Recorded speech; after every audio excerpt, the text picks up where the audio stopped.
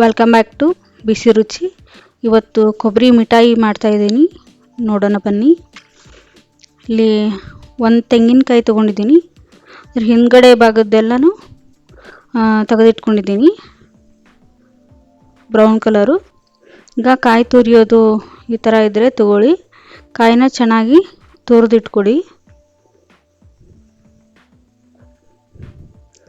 ತುಂಬ ಸಾಫ್ಟಾಗಿ ಇದ್ದರೆ ಚೆನ್ನಾಗಿ ತುರಿದ್ರೆ ಅದು ಕರದಂಟು ಮಾಡೋಕ್ಕೆ, ಆಮೇಲೆ ಕೊಬ್ಬರಿ ಮಿಠಾಯಿ ಮಾಡೋಕ್ಕೆ ತುಂಬಾ ಚೆನ್ನಾಗಿ ಬರುತ್ತೆ. ಒಂದು ಕಾಯಿಯಷ್ಟು ತೊಗೊಂಡಿದ್ದೀನಿ ನಾನು ಕೊಬ್ಬರಿ ಮಿಠಾಯಿ. ಇದನ್ನು ಮತ್ತೆ ತರಿಯಾಗಿ ಇರುತ್ತಲ್ಲ, ಸೊ ಕರದಂಟು ಮಿಠಾಯಿ ಚೆನ್ನಾಗಿ ಕೂಡಲ್ಲ ಅಂತ ಕೂಡಬೇಕು ಅಂತ ಒಂದು ಕಪ್ ಅಳತೆಯಿಂದ ಅದಕ್ಕೆ ಮಿಕ್ಸಿ ಜಾರ್ ಮಾಡ್ಕೊಳ್ಳೋಣ.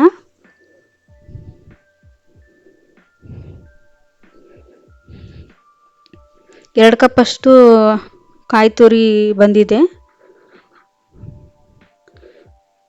ಇದನ್ನ ಮಿಕ್ಸಿ ಮಾಡ್ಕೊಳ್ಳೋಣ.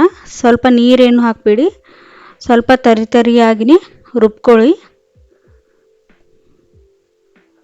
ನೋಡಿ ಅದಕ್ಕೆ ಬರಬೇಕು, ಅಂದರೆ ಮಿಠಾಯಿ ತುಂಬ ಚೆನ್ನಾಗಿ ಬರುತ್ತೆ, ತಿನ್ನೋಕ್ಕೂ ಬಾಯಲ್ಲಿಟ್ಟರೆ ಕರಗಿ ಹೋಗೋ ಥರ ಬರುತ್ತೆ.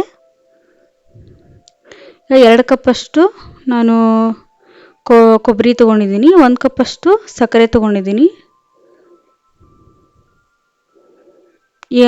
ಮುಂಚೆನೇ ಒಂದು ಪ್ಲೇಟಿಗೆ ಇಲ್ಲ ಒಂದು ಪಾತ್ರೆಗೆ ತುಪ್ಪನ ಹಚ್ಚಿ ಇಟ್ಕೊಳ್ಳಿ, ಅಂದರೆ ಅದು ಬೇಗನೆ ಪಾಕ ಬಂದಾದ ನಂತರ ಹಾಗಿದಂದರೆ ಬೇಗನೆ ಹಾಕಬೇಕಾಗತ್ತೆ. ಸೊ ಅದಕ್ಕೋಸ್ಕರ ನಾನು ಒಂದು ಪ್ಲೇಟಿಗೆ ತುಪ್ಪನ ಹಚ್ಚಿ ಇಟ್ಟಿದ್ದೀನಿ.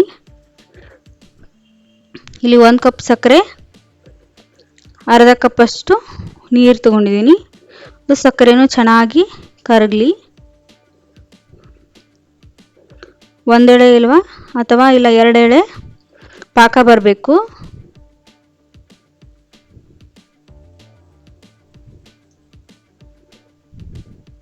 ನೋಡಿ ಸ್ಪೂನಿಂದ ಈ ಥರ ಹಾಕಿದರೆ ಅದು ಎರಡೆಳೆ ಇಲ್ಲ ಒಂದೆಳೆ ಪಾಕ ಬರಬೇಕು.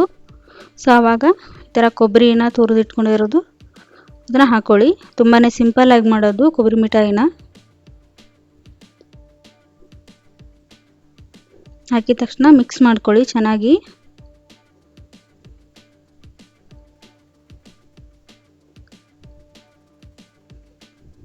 ಅದು ತಳ ಎಲ್ಲನೂ ಬಿಟ್ಕೋಬೇಕು, ಅಲ್ಲಿವರೆಗೂ ತಿರುಗಿಸ್ತಾನೆ ಇರಿ. ಲೋ ಫ್ಲೇಮಲ್ಲೇ ಇಟ್ಕೊಳ್ಳಿ, ಹೈ ಫ್ಲೇಮಲ್ಲಿ ಇಟ್ಕೊಂಡ್ರೆ ಸೀದಾ ಹೋಗ್ಬಿಡುತ್ತೆ.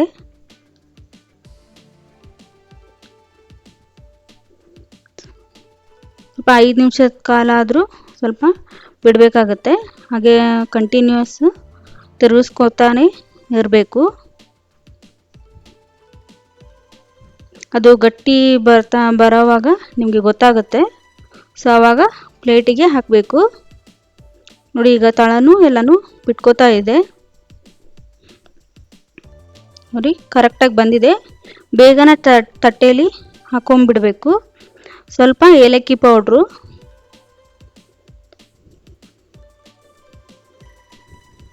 ಸ್ವಲ್ಪ ಮತ್ತೆ ತುಪ್ಪ ಹಾಕ್ಕೊತಾ ಇದ್ದೀನಿ.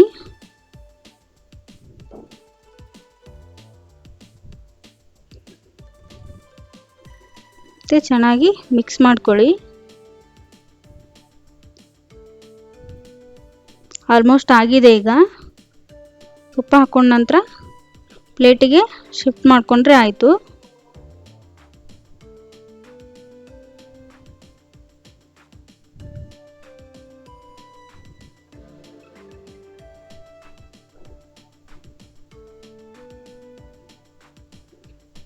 ಪ್ಲೇಟಿಗೆ ಹಾಕ್ಕೊಳ್ಳಿ. ಹಾಕಿದ ನಂತರ ಬೇಗನೆ ತಟ್ಕೋಬೇಕು. ನಿಮಗೆ ಯಾವ ಶೇಪಲ್ಲಿ ಬೇಕು ನೋಡಿ ಆ ಶೇಪಲ್ಲಿ ಕಟ್ ಮಾಡ್ಕೋಬೇಕು. ಆಲ್ಮೋಸ್ಟ್ ಆಗೇ ಬಿಟ್ಟಿದೆ. ಈಗ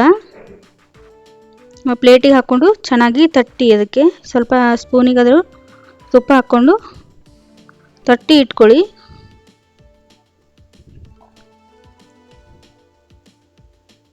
ಒಂದು 15 ನಿಮಿಷ ಬಿಟ್ಟು ಕಟ್ ಮಾಡ್ಕೊಳ್ಳಿ. ತುಂಬಾ ಚೆನ್ನಾಗಿ ಬರ್ಫಿ ಬರುತ್ತೆ.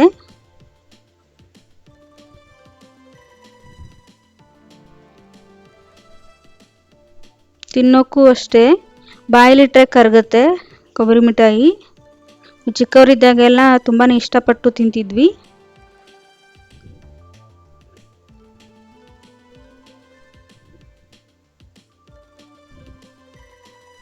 ಇಲ್ಲಿ ಯಾವ ಶೇಪಲ್ಲಿ ಬೇಕೋ ಆ ಶೇಪಲ್ಲಿ ಕಟ್ ಮಾಡ್ಕೊಳ್ಳಿ.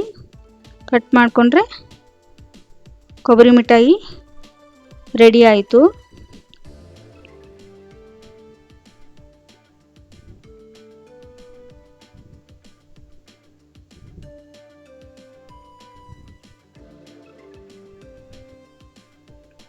ತುಂಬಾ ಚೆನ್ನಾಗಿ ಬಂದಿದೆ.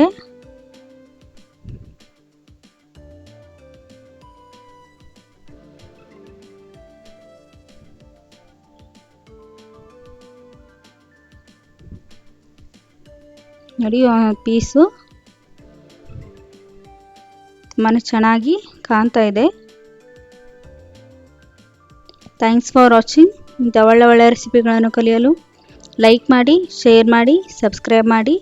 ಮುಂದಿನ ರೆಸಿಪಿ ಜೊತೆ ಮತ್ತೆ ಸಿಗೋಣ. ಧನ್ಯವಾದಗಳು.